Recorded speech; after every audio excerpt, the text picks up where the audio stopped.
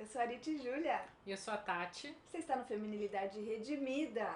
E hoje a gente vai seguir com aquela série sobre Sexualidade.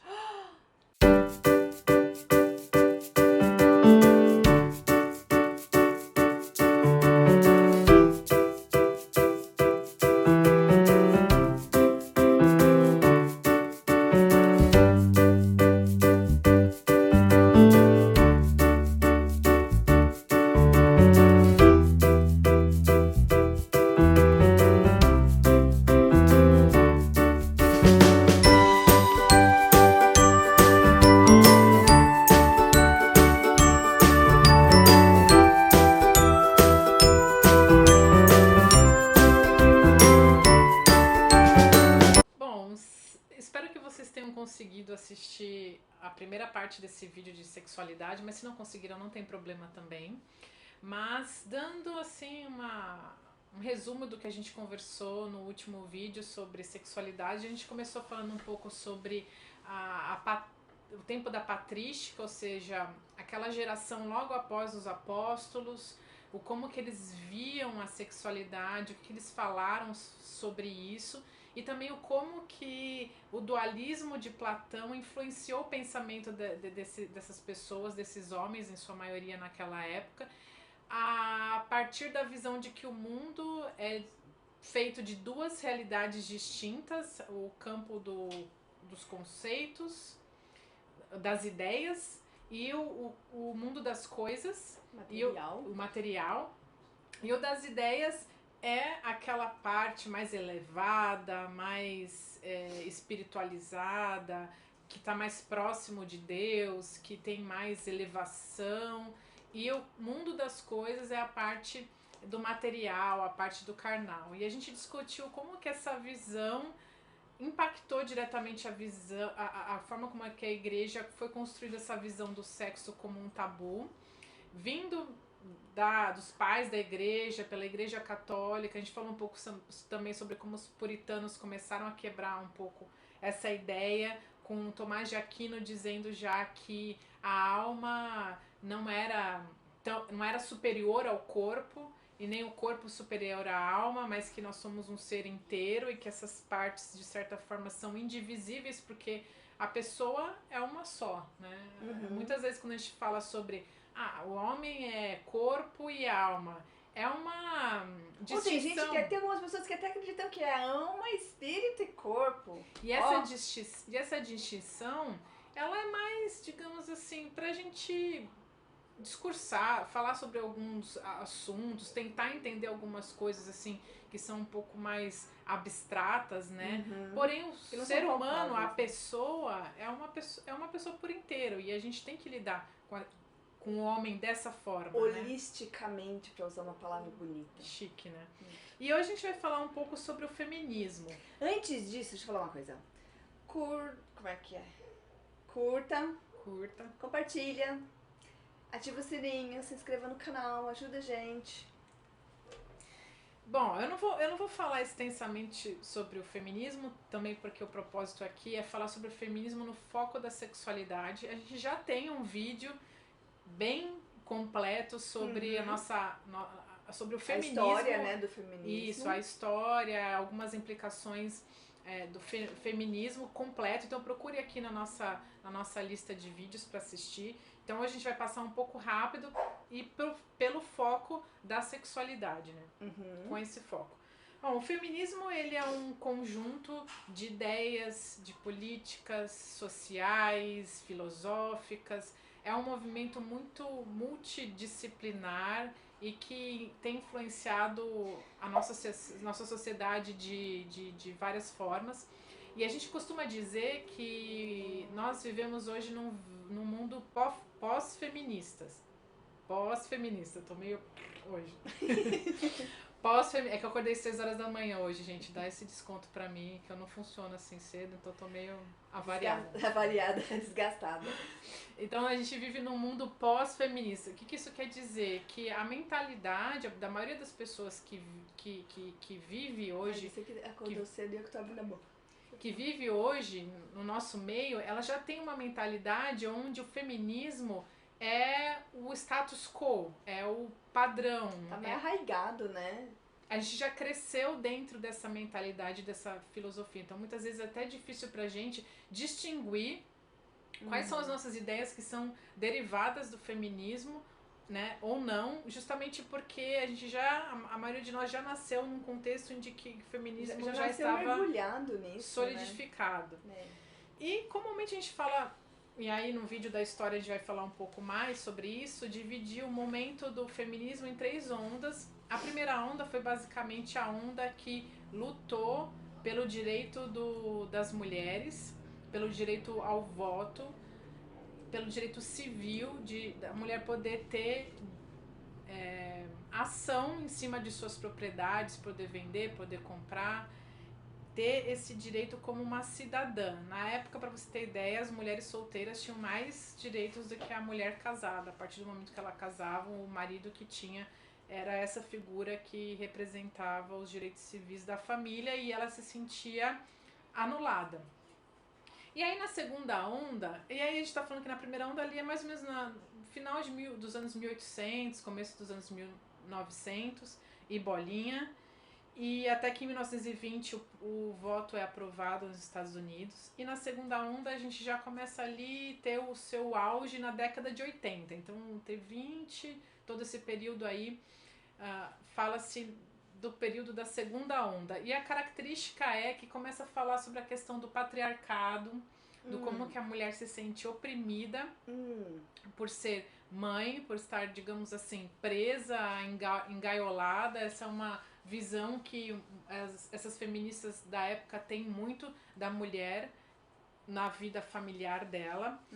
E isso também começa... E aí tudo que a gente vai falar aqui, quando afeta o relacionamento da mulher com o homem, afeta a sexualidade. Sim. Não é somente o relacionamento. Porque começa a haver aqui uma rusga, né? Uma separação, digamos assim. Porque a mulher está constantemente descontente com os papéis dela na família.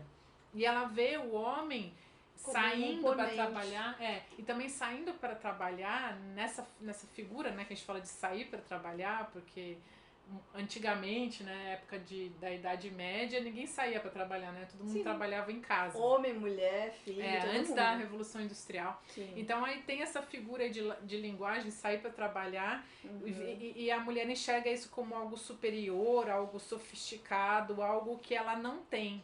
Então, por exemplo, a Beth Friedan começa a falar sobre a mística feminina, né? De toda aquela aura que a sociedade cria ao redor da mulher, que a mulher é a que tem filho e cuida da casa e faz todas as coisas girarem, como quase aquela visão meio de uma deusa, né? Que todo mundo depende, uma coisa meio mística mesmo. E aí, nessa segunda onda, a mulher quer se desvincular, ela está procurando a individualidade dela. Procurando uma identidade diferente, né? Distinta. E um dos maiores gatilhos para isso também é a questão do anticoncepcional, né? Sim. Que a mulher antigamente, e a feminista vai dizer isso, eu não optei por ter filho, eu simplesmente casei, porque é o que todo mundo faz, Sim. Tive relação sexual e engravidei. Então, as mulheres da segunda onda, e uma das principais, por exemplo, é a Simone de Beauvoir. Isso aí.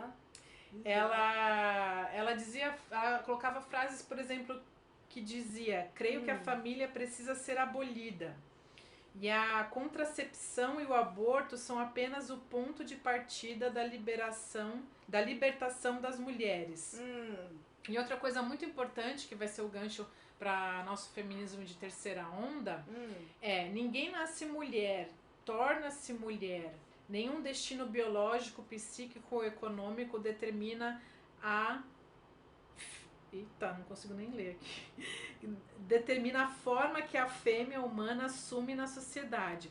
E a civilização como um todo que elabora esse produto intermediário entre o macho e o castrado, que qualificam como feminino. Ou seja, a mulher é um ser castrado que foi domesticado pela sociedade, e esse papel... Algumas não foram domesticadas. Vai às soltas, né? E que esse papel de mãe e mulher é algo que não é intrínseco da biologia da mulher ou da constituição da mulher, mas sim do que a sociedade construiu em cima dela. Sei. Né? E aí, a gente chega... E aí ela escreve um livro muito famoso chamado Segundo Sexo, que ela fala justamente sobre isso, que a mulher é sempre a segunda em tudo e o homem é sempre o primeiro. E a gente vem ali mais perto da terceira onda, que a gente vai chegar daqui a pouco falar, a Kate Millett, em 70, ela escreve um livro chamado Sexual Politics, que ela coloca uma ideia de que a mulher teria que resgatar a sua individualidade. Justamente por causa disso, ela era o segundo sexo que sempre vivia em função à sombra do homem. E aí ela chegou a Kate falar o absurdo de que a mulher, que as crianças deveriam cada vez mais ser independentes mais cedo. Então, sei lá, imagina, aos 10, 11 anos... Já sai pra trabalhar. Sai pra trabalhar, casa. Eles eram até a favor que as crianças já tivessem... relações sexuais de forma mais cedo. Então, que as crianças virassem adulto mais cedo, por quê? Porque aquilo tudo era um esquema de ficar aprendendo a mulher dentro de casa, e se o filho não ficar independente logo, como que vai fazer? Como que a mulher vai viver a vida dela, a vida que ela tanto almejava, invejava no homem, né? E aí a gente chega na terceira onda... Mas você sabe que, assim, isso é uma coisa, assim, bem hoje, né? Eu lembro que quando a gente tava viajando, a gente tava numa roda, assim, aí eu comentei alguma coisa das crianças. Eu falei, olha, não quero saber depois de lá, na hora que a gente estiver comendo, vocês ficarem reclamando e não sei o que lá, né? Aí ele, não mãe, eu vou baixar a cabeça e vou dormir. O Noah falou assim. Aí eu lembro que uma outra pessoa que não tava viajando com a gente, ela falou assim, é bom assim, né? Assim, é bom, porque assim não atrapalha, né? Quer dizer, é bem essa ideia de que filho atrapalha, de que é um estorvo que você tá carregando até o momento de você poder se livrar dele quando ele fica independente, quando ele pode ficar sozinho, quando você pode se livrar, você pode sair e sem ter que levar ele. E é muito interessante, né? Essa ideia que tá bem arraigada E aí a gente chega na terceira onda, que foi um momento que não teve tantos nomes assim de destaque em relação a escrever livro, dessas feministas que eu citei, a Simone, a Beth Friedan. Porém, esse momento foi um pouco até de quebra em relação ao feminismo, porque ele ganhou ainda mais multifacetas. Então, por exemplo, você vai ver nessa época feministas que acreditam que a mulher, meu corpo, minhas regras, eu posso me vestir como eu quiser, de forma muito sexual, e os homens não podem olhar, os homens não podem desejar, mas eu vou mostrar porque o corpo é meu. E por um outro lado também tem uma ala do feminismo que fala que não, você está reforçando com isso, né? Reforçando o comportamento da sociedade de tratar a mulher como um objeto. E aí a gente tem o advento da internet, a questão da pornografia de fácil acesso, as crianças são cada vez mais expostas a conteúdo sexual. Yeah. E dizem que isso é até um dos pontos em que as meninas estão menstruando mais cedo. Porque elas têm acesso a ver, a ouvir, e isso ativa os hormônios e as coisas assim. E existem mensagens que o cérebro, uma parte específica, vai se comunicando com as gônadas e que vai maturando a criança. Então ela, antes do que era o normal, a menina já tá menstruando. Mas eu acho, Ariti, que nesse sentido até já teve épocas piores, sabe? Porque pelo menos hoje eu acho que os pais têm mais controle na televisão, tem, tem Quando- canal só de criança. Eu tava Sim. falando sobre isso agora há pouco, na nossa época não tinha TV a cabo, então A gente via todo Pica-Pau. todo mundo assistia ao mesmo canal. Sim. Era jornal, era novela, era o programa. Sim, Globo. Era o programa impróprio da meia-noite, que aí a Sim. criança ligava a TV, tinha acesso e assistia. Sim. Né? Então hoje E as tem. chamadas durante o dia das novelas da Globo, pelo amor, né? Sim. E a Globeleza, desde sempre, dançando pelada lá, todo fevereiro, né? Imagina, as criancinhas, os meninos Meu, crescendo com essa visão na cabeça. O que mais que a gente cresceu com El Chan? É o Tchan, É o Tchan. Boquinha da Garrafa, Banheira do Gugu, aquela desgraça. Os anos 90 foi punk, viu, gente? Sobrevivemos. Foi, gente. Sobreviventes. Então, é nessa época a gente ouviu falar do Girl Power, né? Que a mulher pode Como é que ela tudo. coloca a mão assim? Acho que é Uma assim, mão né? aqui. E também começa a falar, a gente começa a ouvir falar sobre a questão do transgênero. Você lembra que eu falei sobre a Simone, de Sim. que ela falava que o sexo É ele não construído tinha que pela estar sociedade, associado né? ao o gênero, e o sexo não tinha que estar associado à biologia.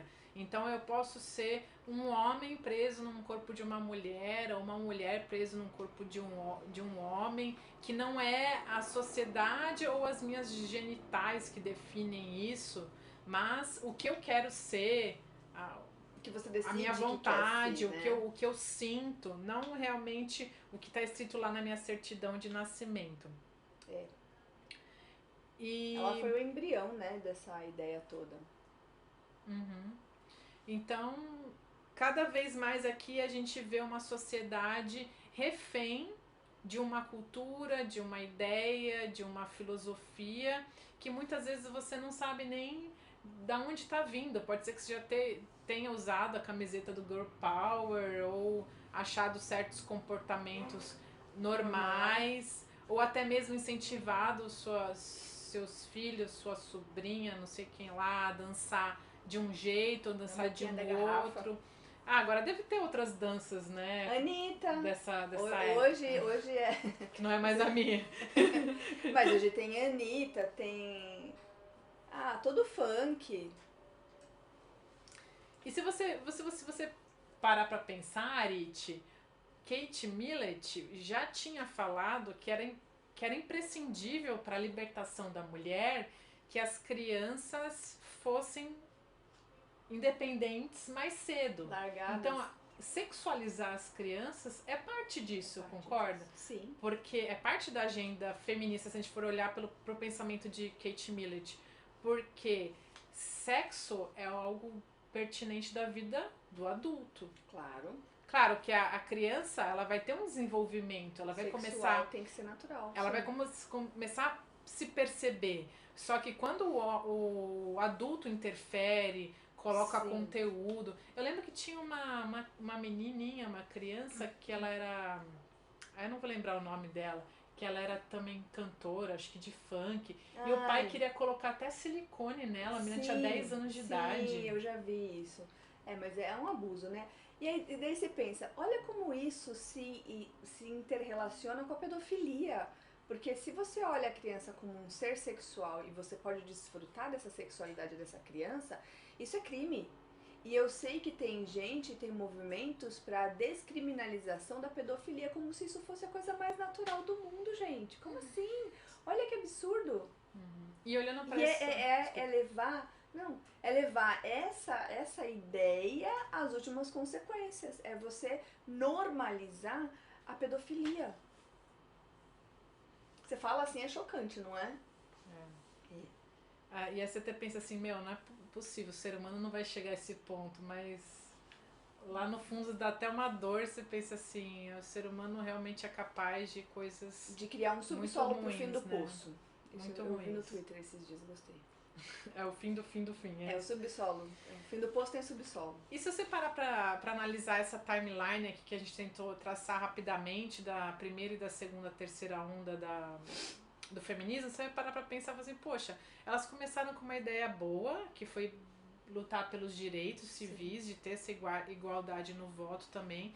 Depois, no segundo, você vê a mulher insatisfeita em relação aos papéis sociais dela e colocando aquilo como homem, como um opressor, como alguém que tivesse imposto, né, um papel que não era dela, que era de mulher e cuidadora do lar. E aí depois você vê na terceira onda já se falando do transgênico, daqui a pouco eu falo transgênico, do transgênico. É que eles ficam mexendo tanta mão ali atrás, aqui no background, que eu tô me perdendo as minhas palavras. Não é transgênico, é o transgênero. Transgênico é soja, né? Não é, gente, ainda bem, a gente ainda não é soja. Então, na terceira onda, a ponto da gente começar a ouvir essa questão do transgênero, ou seja, não importa com o sexo biológico que eu nasci, eu posso decidir qual sexo que eu sou. E aí não se fala mais de dois sexos, né? É mulher, é homem, é... Acho que tem por volta de 20 e poucos. E tem algumas pessoas que, inclusive, não se identificam com nenhuma delas e ora tão assim e ora tão assado. Tipo, eu acordei menina hoje. Aí eu boto roupa de menina, pinto a unha e sou menina. Aí amanhã eu acordo meio homenzinho, eu me visto como homem e eu não sou mulher e sou homem. Eu sou, sei lá, amorfa. Tipo aquela do X-Men, a Morpha, ela pega uma... Hoje eu vou, não sei, ser isso. E tudo bem, gente, querem normalizar isso. Será que a gente pode concordar com isso? E é triste, porque o feminismo começou querendo enaltecer a mulher, ter uma identidade própria dela, algo que não fosse imposto. E aí o final da história, que foi naturalmente evoluindo, não tem mais homem e mulher. Se as destruiu roupas são tudo unissex nas lojas mais... Nas lojas, especialmente nas mais populares, né? Se você vai na Renner, C&A, Riachuelo, as lojas que a gente vai... Outro dia eu comprei shorts na seção dos homens lá. Deu tudo super certo. Não! Você não sabe que menina usa rosa e menina usa azul? Gente, como assim? Tem até uma cueca dentro do Ai, meu Deus, que situação. Ai, meu Deus. É porque eu queria um short de um tamanho decente. Não tinha das mulheres. Só homem decente. Aí, como os homens estão usando mais apertadinho, só que ainda é mais comprido que a das mulheres, nós fomos os homens das lojas, que vende nas lojas. Aí eu comprei... Enfim, mas... Arite. Sabe que é uma observação que a gente tem que fazer nesses momentos? É o seguinte, pensa comigo. Lá no começo, eles falaram assim, vamos libertar a mulher dessa opressão que é ser mulher e mãe, ficar dentro de casa e todo esse blá blá blá, né? Existe uma discussão, inclusive histórica, quantitativa, porque uma grande parte das mulheres não era tão engajada assim em toda essa questão. Mas tudo bem, a gente não vai falar sobre isso agora. A questão é, vamos libertar a mulher desse papel opressor. Aí chega agora, a gente quer se vestir mais ou menos decentemente e a gente é oprimido por causa das roupas que só mostra tudo, tudo é curto, tudo é justo, tentam colocar a gente num padrão, no padrão da hipersexualização, de tudo você tem que estar sexy, tudo você tem que... tudo tá relacionado a sexo. Você não pode ir passear no parque sem pensar em sexo. Isso também é uma opressão. De dizer que a mulher tem que estar sempre linda, maravilhosa e sexualmente atraente para homem, mulher e toda essa fauna sexual é uma coisa opressiva também. Arite, né? É um tiro no pé. Sim. Eu acho. Arite, como que você acha que tudo isso que a gente falou sobre o feminismo atrapalha a nossa visão em relação ao sexo? Tanto da sociedade no geral, quanto na igreja especificamente. De uma maneira geral, eu acho que essa objetificação da mulher, que a mulher só é uma pessoa, nossa, admirável quando ela ganha dinheiro e quando ela rebola e mostra bunda e peito, isso é uma redução muito grande, né? Porque coloca as mulheres assim, todo mundo tem que ser sensual o tempo todo, tem que mostrar tudo a todo momento, e você tem que estar disponível, assim, como se você tivesse todos os dias só fosse desejo sexual. E isso é uma coisa muito, muito feia, muito ruim Porque nós não somos apenas um pedaço de carne disponível para o sexo. Nós somos uma pessoa e a gente tem muito mais. A gente tem que ter muito mais do que apenas peito, bunda, um cabelo bonito, maquiagem, roupa e coisa e tal. Então isso eu acho que é uma grande redução que o feminismo trouxe para as mulheres, né? E é uma coisa assim tão comum, né? Tem uma música do Ed Sheeran que não é uma música antiga, é uma música super atual, se chama Shape of You. A música fala isso, eu estou apaixonado pelo seu shape. Quer dizer, Só o corpo. Só o corpo. Eu não sei se você é uma pessoa legal, não me importa. Não sei se você é uma pessoa inteligente, não me importa. O que eu quero mesmo é o shape, é usufruir, é me divertir com o seu shape, com o seu corpo, com a sua forma. E aí eu fico imaginando, é por isso também, pensa aí comigo, é por isso também que essa indústria da juventude vende tanto. Por quê? O que é importante? Você parecer jovem, atraente, sedutora. Porque quando você envelhece, começa a ter ruga, e começa a engordar e as coisas não estão mais no mesmo lugar, vai mudando assim lugar, isso não é desejável, isso não é bonito, isso não é... Todo mundo foge e todo mundo... Existe um preconceito hoje com a idade e com o envelhecimento. Eu acho que isso é péssimo, porque a gente perde a alegria do envelhecimento, que pode ser muito interessante também, porque isso também revela os planos de Deus na humanidade. Uma coisa que eu percebo também é que a questão sexual na vida da mulher pode, para usar um termo bíblico, né, pode virar um ídolo. Também. Por quê? Porque a gente foi a vida inteira bombardeada com esse tipo de informação, né? Eu lembro que na casa da minha avó sempre tinha a revista Cláudia, né? E aí, você... Tinha aquelas partes lacradas, né? Cláudia, Capricho, essas coisas. Eu me lembro bem novinha, lendo umas coisas que hoje em dia eu paro assim, eu acho um absurdo. Tipo, coisa assim, eu vou te falar. Tipo, coisa assim, ó. Como que você faz pra ter relação, conhecer um cara assim em algum lugar? Como você faz? Dicas para como ter relação sexual se você estiver menstruada. Eram dicas de como você fazer isso. Ou dicas como ter relação sexual na praia. Coisas assim, né, sabe? E pra todo mundo ver, assim, pra todo mundo ler. Pra normalizar, né? E aí eu lembro de um livro que eu li do Roger Scruton, que chama Sobre a Natureza Humana, que ele fala que nas relações um com o outro, a partir do momento que a gente enxerga o corpo, o outro só como um corpo, ou seja, para satisfazer uma necessidade minha física, isso é um tipo de perversão. Sim. Então, aí ele citou vários exemplos lá de perversões na área sexual, e aí ele coloca da seguinte forma: se você parar para observar, todos esses crimes, por exemplo, o estupro, é o homem, né, pensando assim: não, eu tenho o meu direito de ter relação sexual e prazer sexual está acima do seu direito de escolher se você quer ou não. Sim. Então são pessoas que eu vou lá e pego e tomo o que eu quero e pronto. Que a vontade deles está acima e aí o outro é um corpo.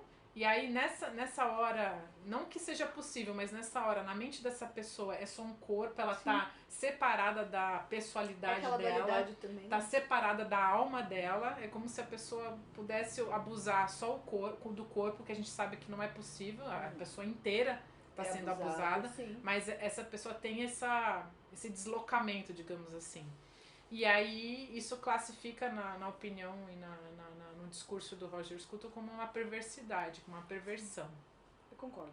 E aí o que eu estava falando mais cedo sobre a questão da mulher e a idolatria é isso, justamente, porque eu percebo em muitas mulheres e na sociedade no geral, de que parece que a gente está sempre tentando preencher um vazio existencial usando o nosso corpo pro sexo descontrolado, pro sexo fora de local aprovado por Deus. Parece que ainda o ser humano tentando preencher aquele vazio e aquelas respostas, e aquela identidade, aquela dor existencial de não ter respostas, de estar num mundo caído, cheio de coisa ruim, cheio de coisa que a gente não sabe explicar. e essa pessoa acha no sexo um escape, um meio de poder calar um pouco esse sofrimento, esse desespero interior. Então, essa é uma palavra, né, nossa para vocês disso. Se você usa a sua sexualidade dessa forma, procure ajuda, leia a Bíblia, peça a Deus força, ajuda, se arrependa. Tenha consciência de que você foi sim muito influenciada pelo feminismo, por essa hipersexualização, Sim. por essa luta de homem contra mulher, sendo que o único perfeito é Deus. Sim. O homem ele vai errar e é algo que é fato. Muitas vezes a liderança do homem é abusiva. Sim. A mulher vai errar também igualmente. Não somos um ser, nem uma classe superior. Eu acho que muitas vezes também a mulher ela usa toda essa questão da sexualidade para manipular o homem. Sim. Isso também é um tipo de perversão, né? Para fazer chantagem, para, como eu já falei, para manipular e enfim. E aí o que ela tá fazendo? Ela tá novamente caindo no dualismo, né? Ela tá tratando a pessoa dela de uma como maneira um corpo, inadequada, né? Vou usar o meu corpo para poder ganhar algum tipo de benefício. E é isso. Por hoje é só. A gente vai continuar com essa série. Volta, que daqui a pouco tem mais. Beijo, tchau.